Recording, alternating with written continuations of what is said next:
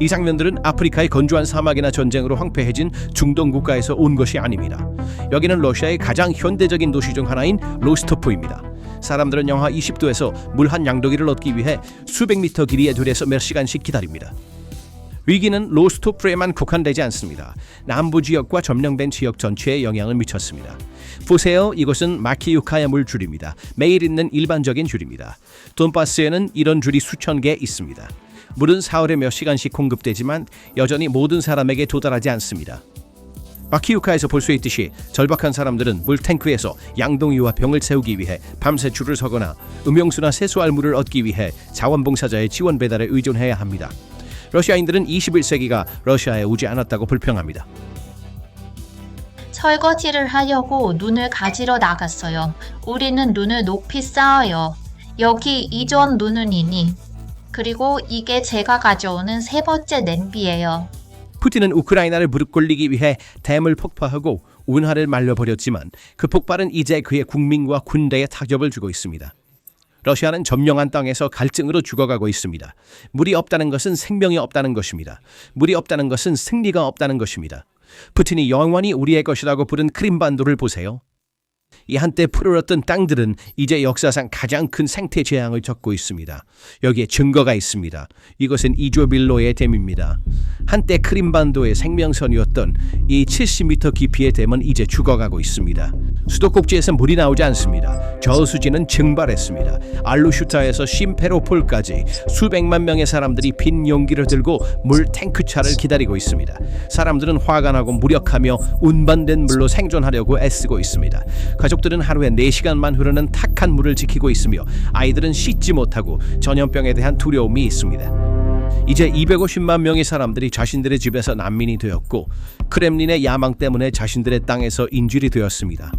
푸틴이 크림반도를 장악했을 때 그는 세계에 단 하나의 메시지를 보냈습니다.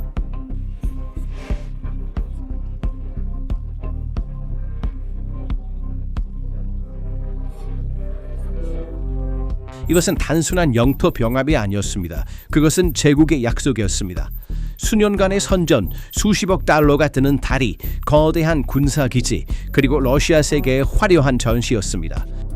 하지만 지금 크림반도의 77개의 정착지는 현대생활과 단절되어 있습니다. 아이러니하게도 끔찍합니다. 사방이 바다로 둘러싸인 이 반도가 갈증으로 죽어가고 있습니다. 러시아 점령 행정부는 공식적으로 이 반도가 2025년 중반까지 물이 91분밖에 남지 않을 것이라고 인정했으며 분노의 물결이 커지고 있습니다. 그리고 푸틴은 크림반도에서 완전히 통제력을 잃고 있습니다. 오늘날 크림반도의 몰락은 사실 단 하루 러시아 군대가 우크라이나로의 진격을 막기 위해 공황 상태에서 카후카 수력 발전소를 폭파한 그 운명의 순간에서 비롯됩니다. 모스크바는 그날 전술적 이점을 얻었다고 믿었고 우크라이나 탱크를 진흙 속에 빠뜨렸습니다. 그러나 그 폭발이 물리학과 수리공학의 법칙을 작동시켰을 때 러시아가 발이 아닌 관자놀이를 직접 쏜 것이 분명해졌습니다. 문제는 물 부족만이 아닙니다. 문제는 수압입니다. 북크림 운하는 단순한 도랑이 아닙니다. 소련 공학의 가장 복잡한 경위 중 하나인 이 시스템은 드니프로 강의 물을 특정 수준과 압력으로 유지하도록 설계되었습니다. 댐이 붕괴되었을 때 수위는 임계치 이하로 떨어졌습니다. 이는 운하 입구의 대형 펌핑 스테이션이 더 이상 물을 빨아들일 수 없다는 것을 의미합니다. 즉, 시스템이 물리적으로 고장났습니다. 러시아는 우크라이나 군대를 막기 위해 자국 주둔군의 생명 유지 장치를 끊었습니다.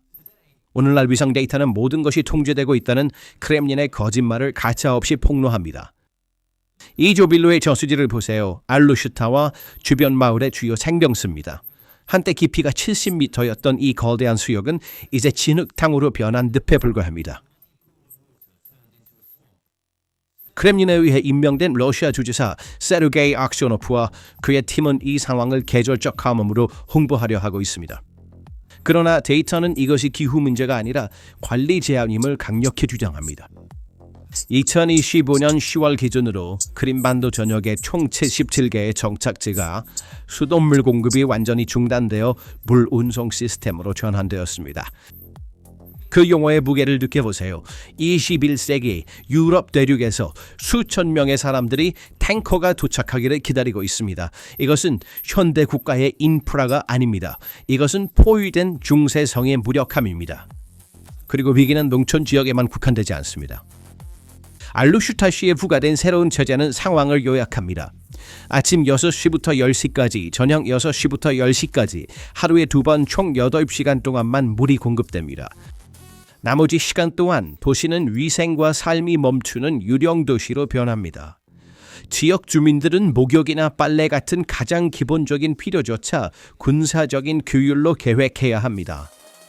점령 행정부는 바다 밑 터널을 통해 물을 가져오겠다거나 비행기로 구름에 씨를 뿌려 비를 내리게 하겠다는 등의 공상과학 시나리오를 수년간 대중에게 팔았습니다. 그들은 심지어 아조프해 아래에서 담수를 추출하겠다고 주장하기도 했습니다. 이 모든 것은 시간을 벌기 위해 만들어진 값비싼 거짓말이었다. 이 시점에서 러시아에게 남은 유일한 해결책은 과도한 시추입니다. 즉, 지하수를 무자비하게 추출하는 것입니다. 그러나 이것은 반도의 마지막 관에 못을 박는 것입니다. 지하에서 추출되는 매 리터의 담수마다 바닷물이 빈 공간을 채우기 위해 스며듭니다. 크림반도의 지하도 지표면처럼 썩어가고 있습니다. 그렇다면 크림반도의 수도꼭지가 말하는 것이 왜 우크라이나 전선의 전쟁 운명을 바꿀까요? 이 질문에 대한 답은 현대 전쟁의 가장 잔인한 규칙, 즉 물류에 있습니다. 군대는 화약으로만 싸우는 것이 아니라 물로 살아갑니다. 크림반도의 네트워크 시스템 붕괴는 러시아 군대에 거대하고 다루기 힘든 물류 부담을 안겼습니다. 지금 크림반도의 도로에서 보이는 모든 물탱크 트럭은 실제로 탄약, 연료 또는 의료 물자를 전선으로 운반할 수 없는 군용 트럭입니다. 케르치 다리가 이미 우크라이나 드론과 미사일의 위협 아래 끊임없이 닫히고 열리면서 러시아 군대는 이제 제한된 물류 역량을 물 운송에 사용해야 합니다. 이것은 자가 교살의 경우입니다. 모스크바는 전선에서 수백 대의 트럭, 수톤의 연료, 수천 명의 인력을 물류로 전환하여 시누시 7개 정착지에 물을 운반해야 했습니다.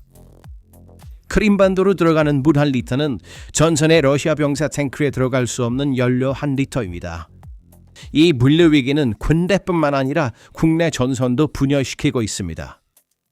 크림반도의 한때 자랑스러웠던 농업 부문은 가뭄과 염분화로 인해 문자 그대로 붕괴되었습니다. 한때 러시아의 과수원이었던 이 반도는 이제 외부 공급에 의존하는 거대한 소비 괴물이 되었습니다. 현지 생산이 중단되었습니다. 물이 없어 관계할 수 없고 먹일 사료가 없어 가축대가 도살장으로 보내지고 있습니다.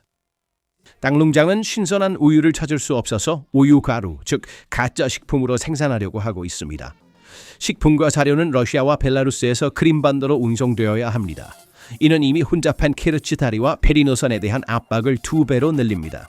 우크라이나 정보 보고서에 따르면 사료 가격 상승과 물 부족으로 농부들이 파산했습니다.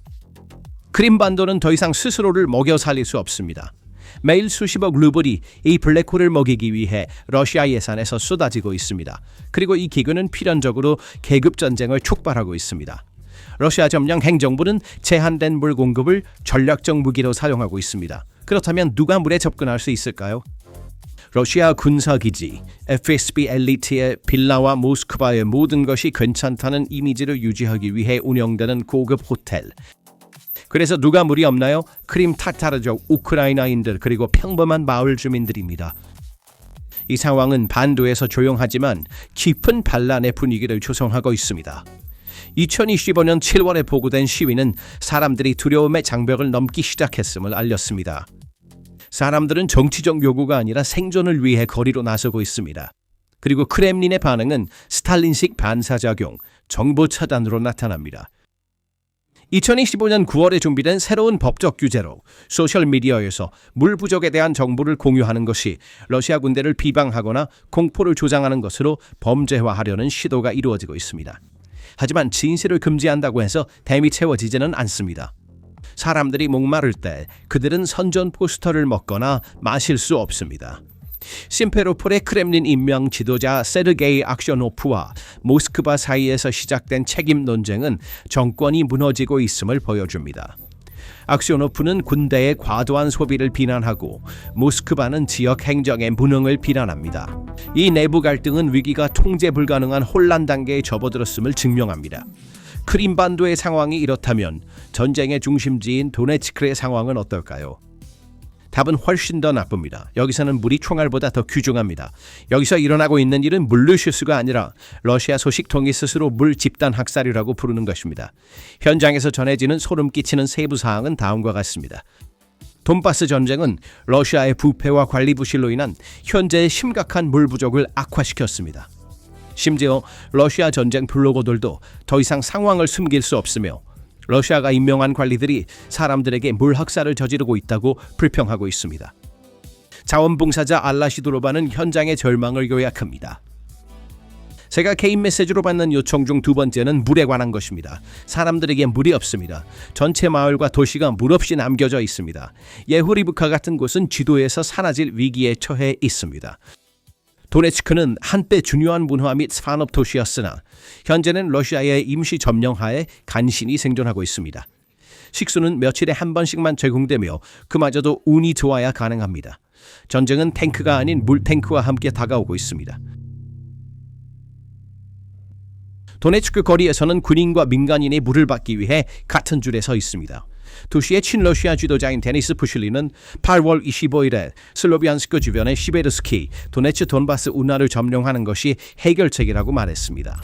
다시 말해 물을 제공할 수 없는 행정부가 영토를 확장하여 위기를 덮으려 하고 있습니다. 그러나 군인들에게 줄 물조차 충분히 찾지 못하고 있습니다.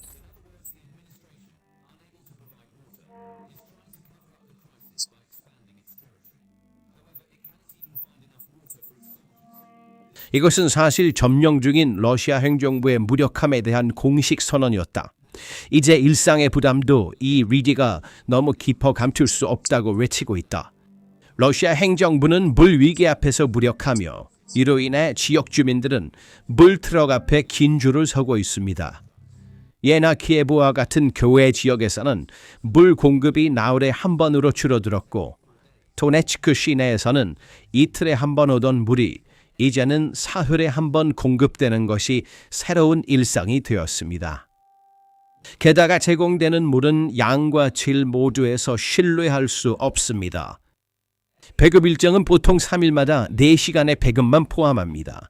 이는 오후 5시부터 9시 사이입니다. 일부 아파트 건물에서는 낮은 수압으로 인해 물이 2층까지도 도달하지 않을 수 있어 집에서 수도꼭지가 작동하지 않는 것이 일상생활의 일부가 됩니다.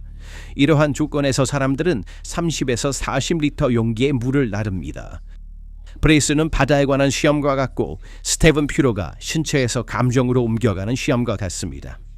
내가 이 짐은 어떻게 들고 가겠어요? 라는 78세 여성의 외침은 통계로 표현할 수 없는 충돌을 드러냅니다. 저는 78살입니다. 젊은 사람들이 물을 모으고 있습니다. 제가 여기 와서 물을 모아 집으로 가져가야 한다니 어떻게 해야 하나요? 일부 지역에서는 상황이 완전히 마비되었습니다. 열이틀 동안 물 한 방울도 나오지 않았다고 말하는 가정들이 있습니다. 도시에서는 갈증이 더 이상 위기가 아니라 영구적인 생활 방식이 되었습니다. 러시아 지방정부가 대중의 공황을 통제하기 위해 생수 가격 상한선을 부과했지만 긴 줄은 매일 조금씩 길어지고 있습니다. 모스크바에서 보내진 탱커와 구호 장비는 해결책이 아닙니다. 오히려 위기의 심각성을 드러내는 장면이 되었습니다. 청소, 음식 준비, 개인 위생과 같은 일상적인 필요는 이제 시간 단위로 계획된 별도의 작업처럼 수행됩니다. 그러나 가장 큰 위험은 공공기관에서 나타나고 있습니다. 물 저장소가 고갈되면서 병원들은 멸균 절차를 방해받고 있습니다. 보건 상황이 악화되고 있으며 위험 지도가 확장되고 있습니다. 장기적인 중단은 정체된 물에서 아메바와 박테리아의 성장을 가속화합니다. 청소와 손 위생의 중단은 전염병의 위험을 증가시킵니다. 장 감염과 같은 질병이 지역 주민과 러시아 군대 사이에서 확산되고 있습니다. 이 상황은 병원들이 점점 더 혈청과 전해질 보충제에 의존하게 만들고 있습니다. 그러나 이러한 물자도 제한적이며 물류 체인을 통해 운송되고 지어는 건강 위기의 연쇄 반응을 촉발합니다. 쓰레기와 가정 폐기물의 축적은 여러 측면에서 도시 건강을 위협합니다. 불규칙적으로 수거되는 쓰레기는 설치류와 곤충의 개체수를 증가시켜 신체적 질병뿐만 아니라 심리적 압박과 환경 악화를 초래합니다. 대중을 위한 음식을 생산하는 제과점과 주방은 제한된 물과 열악한 위생 조건에서 운영할 수밖에 없습니다. 식품 안전이 약화되고 있습니다. 중독의 위험이 증가하고 있습니다. 사회가 겪고 있는 혼란의 정치적 여파는 오래 걸리지 않았습니다. 푸틴에게 보낸 편지, 공유된 비디오, 가격 통제에 대한 위협적인 경고는 행정부가 압력을 가하기보다는 서비스를 제공할 것이라는 기대를 높였습니다. 사람들이 탱커 줄에서 기다리는 동안 선전 방송의 영향은 제한적이며 의제를 다루지 않는 메시지는 반발을 불러일으킵니다. 우리는 수도꼭지를 틀었을 때 나오는 물의 색과 냄새로 물 소식을 전하고 있습니다. 단기적인 고장에 대한 행정의 설명은 2주 동안 압력이 없었던 것과 함께 고려될 때 설득력을 잃습니다. 현장 작업자들은 끊임없이 감시를 받고 있으며 이러한 점검은 기술적 결함뿐만 아니라 희생양 찾기에 초점을 맞추고 있습니다. 오래된 물은 또 다른 긴장의 원인입니다. 금속 및 화학 공장이 계속해서 생산을 하면서 물을 소비하여 가정용 소비에 할당되는 몫을 줄입니다. 재개된 지역 뉴스 보도는 일부 시설은 여전히 물을 사용할 수 있는 반면 가정에서는 중단이 장기화되고 있다는 불만을 강조합니다. 이는 우선순위 정의에 대한 논쟁을 부추기고 대중의 반응을 증폭시킵니다. 이 물 위기를 이해하기 위해서는 가뭄의 풍경뿐만 아니라 그 풍경을 형성한 인프라의 역사도 살펴봐야 합니다. 바렛, 오늘날의 물이 새는 수도꼭지는 실제로 70년 전에 설치된 파이프라인의 수명이 다했음을 이야기하고 있습니다. 소비에트 시대 또한 1950년대 중반에 시행된 시베르스키 도네츠 운하는 도네츠크 지역에 물을 공급하기 위해 건설되었습니다. 이 파이프라인은 약 133에서 135km 길이로 시베르스키 도네츠 강에서 칼미우스 분지로 물을 운반하여 산업 중심지, 광산 도시 및 성장하는 정착지가 물 부족을 겪지 않도록 했습니다. 다시 말해 도네츠크 분지의 현재 산업 기억은 이 운에서 비롯되었습니다. 수십 년에 걸쳐 시스템은 노후화되었을 뿐만 아니라 방치, 인프라 피로, 전쟁으로 인해 되돌릴 수 없는 손상을 입었습니다. 펌프 스테이션, 여과 센터, 중간 저수지 및 배급 라인은 기술적 수명의 끝에 도달했으며 2014년에 시작된 분쟁 동안 반복적으로 공격을 받았습니다. 필요성이 뿐만 아니라 갈등의 대상이 되었습니다. 2022년에 시작된 전면 침공으로 인해 파이프라인은 완전히 전쟁 전선으로 변했습니다. 파이프가 파이프라인을 따라 지나가는 지역은 이제 폭격의 위험에 처해 있습니다. 이 상황은 유지보수 팀이 작업하기 거의 불가능하게 만들었습니다. 전력선, 신호 시스템 및 접근 도로는 완전히 끊기거나 임시 수리로 간신히 작동하고 있습니다. 운해 물을 공급하는 저수지는 자연의 순환에 굴복하기 시작했습니다. 가뭄, 홍수, 그리고 계절에 맞지 않는 수위는 이미 제한된 구조의 용량을 완전히 불안정하게 만들었습니다. 각 새로운 기후 변동은 시스템의 또 다른 약점을 드러냅니다. 마지막으로 한때 비상 상황에만 준비되었던 배급 계획이 이제는 일상적인 일과의 일부가 되었습니다. 그렇다면 러시아는 이 상황에서 무엇을 할 수 있을까요?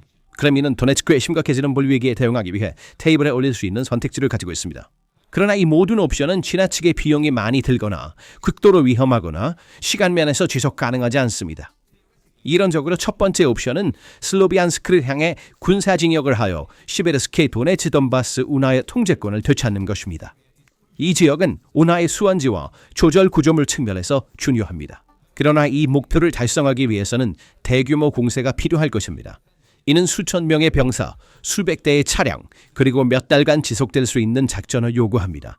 날로 복잡해지는 우크라이나 전선에서 이러한 전략을 실행하는 것은 상당한 자원 소비와 높은 인명 피해의 위험을 수반할 것입니다. 게다가 통제를 얻더라도 단순히 위치를 점령하는 것만으로는 이 선을 운영 가능하게 만들 수 없습니다. 운하선은 분쟁 지역 한가운데를 가로지르며 공학적 관점에서 매우 복잡한 환경을 제공합니다. 미폭발 탄약, 파괴된 암거, 손상된 펌프장, 중단된 전력선 때문에 기술팀이 안전하게 작업할 수 없습니다. 이 지역에 전력을 공급하기 위한 인프라도 심각한 공격 위협에 처해 있습니다. 이러한 조건에서는 기본적인 유지보수 작업조차 수행하는 것이 비현실적이며 운하를 수리하는 것은 더더욱 불가능합니다. 게다가 물을 공급하는 저수지와 시설이 여전히 우크라이나의 통제하에 있기 때문에 기술적으로 가능한 개입은 상대방의 주권에 대한 직접적인 간섭이 될 것입니다. 이것은 지상에서의 위험뿐만 아니라 국제 외교적 결과도 초래합니다. 키예프는 그러한 물 이동을 승인할 가능성이 낮습니다. 따라서 물리적으로 가능한 해결책이 외교적으로는 불가능해집니다. 이 위기로 인해 발생한 도미노 효과는 민간 생활뿐만 아니라 러시아 군대의 작전 능력도 직접적으로 마비시키고 있습니다. 군대는 화약만으로 싸우지 않습니다. 물로 살아갑니다. 크림반도와 도네츠크의 네트워크 시스템 붕괴는 러시아의 물류에 막대한 부담을 주고 있습니다. 오늘날 전선에서 보이는 모든 물탱크 트럭은 실제로 탄약, 연료 또는 병사를 운반할 수 없는 군용 트럭입니다. 이 상황은 러시아가 전략적으로 스스로를 옥죄고 있는 것입니다. 이 물류 라인의 병목 현상은 전선에 있는 러시아 군인들의 사기와 신체적 성능을 무너뜨리고 있습니다. 갈증 때문에 군인들의 인지 기능이 느려지고 반응 시간이 길어지며 야간 경계 중 주의 수준이 급격히 떨어집니다. 물 대신 탄약이 운반되어야 할 지역에서 물통을 방어하는 것은 전술적 불리함을 초래합니다. 도네츠크에서 물을 기다리는 병사들의 이미지는 군대가 내부에서부터 썩어가고 있음을 증명합니다. 건강 측면에서는 상황이 더욱 암울합니다. 병원의 빈물 탱크는 살균 절차를 방해하고 있으며 장 감염과 아메바 같은 전염병이 민간인과 군인들 사이에서 퍼지고 있습니다. 깨끗한 물에 대한 접근 부족은 생물학적 시한폭탄의 핀을 뽑는 것과 같습니다. 사람들이 가짜 식품 생산 시설에서 나온 분유 제품과 더러운 탱크물로 생존하려고 애쓰는 가운데 정권의 모든 것이 통제되고 있다는 선전은 완전히 효과를 잃었습니다. 경제적 황폐화는 크림반도의 한때 자랑스러웠던 농업 부문을 완전히 파괴했습니다. 과도한 시추로 인한 토양의 염류화는 반도의 마지막 못이었습니다. 농지가 콘크리트로 변하면서 크림반도는 더 이상 러시아의 과수원이 아니라 먹여야 하는 막대한 재정적 부담과 물류의 블랙홀이 되었습니다. 러시아가 겪고 있는 이 물 위기는 푸틴의 암묵적인 사회 계약의 결정적인 실패입니다. 전선의 붕괴는 더 이상 단순한 경제 통계가 아닙니다. 그것은 로스토프에서 크림반도까지 이어지는 물리적 공황과 혼란의 상태입니다. 푸틴은 정치적 북종에 대한 대가로 안전과 안정을 약속했지만 오늘날 러시아 시민들은 가장 기본적인 필요인 물을 위해 영하의 온도에서 경비를 서고 있습니다. 이것은 대규모로 이루어진 정권의 보호 약속의 붕괴입니다. 전략적 차원에서 이 위기는 러시아가 점령한 영토를 유지하려는 교리를 약화시킵니다. 크림반도를 항공모함처럼 요새화한 모스크바는 스스로 반도의 물 공급을 차단함으로써 군사적으로 방어할 수 없는 침으로 만들었습니다.